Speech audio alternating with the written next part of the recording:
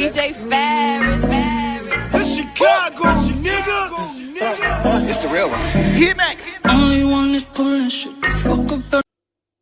Let's get a sports talk. This is what I meant when I said he set the kind of record only he could set. He has now beaten Jacksonville with 6 different teams. According to Elias, he is the only quarterback to beat a single opponent while playing on 6 different franchises. And one of the things as we were leading into this game, we were wondering if they had fallen to 0-3 and lost last night as Mark Sanchez and Rob Ninkovich join us here this morning. My football crew is ready to go, and Ryan Clark will join us a little later. One of the questions that we wondered was, would it be time to go to Tua if they didn't play well last night? Well, Fitzpatrick is playing well, and they get the win. So, Mark Sanchez, you cover the college game, you watch the transition. You were a rookie quarterback starting your very first NFL game. Is it time to go to Tua with a long break right now, despite... No. It's all about protecting your long term. It's protecting the guy y'all want to be your franchise quarterback. It's saving him. This last Ryan Fitzpatrick play this year out and keep Tua on the sideline. But certain teams that be in a certain predicament as the season go on, they tend to look at a young quarterback and throw him on the field. But hopefully they don't repeat the cycle and do it. Just let him watch Ryan Fitzpatrick play it out, and then you go to him next year. It's all about keeping that cover over him and keep him tucked away. The fact they're coming off a win. Unfortunately, it's not. What it's time to do is put up a statue of Ryan Fitzpatrick outside of Jacksonville Stadium after you showed me that stat. He went 18-20. He's giving Tua everything he needs to learn and watch right now.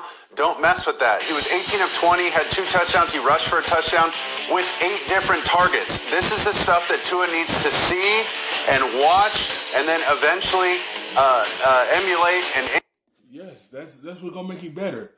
Watching a veteran quarterback that's in front of him, then once he transitions and being a starter, and then he can be ready.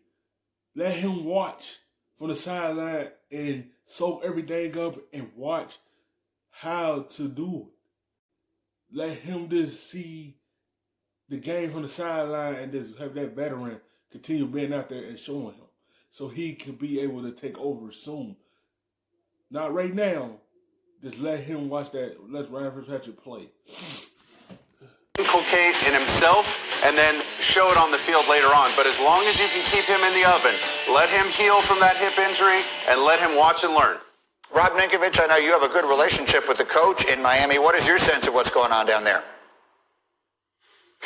Yeah, look, me and B-Flow have a great relationship. We talk often, and you have a guy, you have Tua, who is the future in Miami. And look, coming off an injury, the NFL and football in general, when you're a quarterback, it's all about confidence. If you put your quarterback out there too early, especially your future, and something happens to him and he goes down, then where are all the questions going to? They're going to B-Flow on, well, why did he go out there so soon? You have Fitzpatrick. He can learn underneath the veterans. So for me at this point, I think he's in a perfect spot backing up Fitzpatrick. You're continuing to learn the offense. You're gaining confidence. And you're healing still. He just came off a terrible injury. You don't want to push him out there too fast. He didn't have a preseason. He didn't really have a normal camp. So why push him out there too soon? Actually, guys, Bart Scott and I, after the meeting this morning, because we were together, we did a little homework, and we have identified exactly the right place to do it. Bart, do the honors. Well, absolutely. We identified, Green, that the perfect time for Tua to get off of the bench is against the New York Football Jets. On week 12, they play the Jets week 10. Then they have a bye week, Mark. You know what that's about. In a bye week, get the kid inside of the room and get him used to the plays that he wants.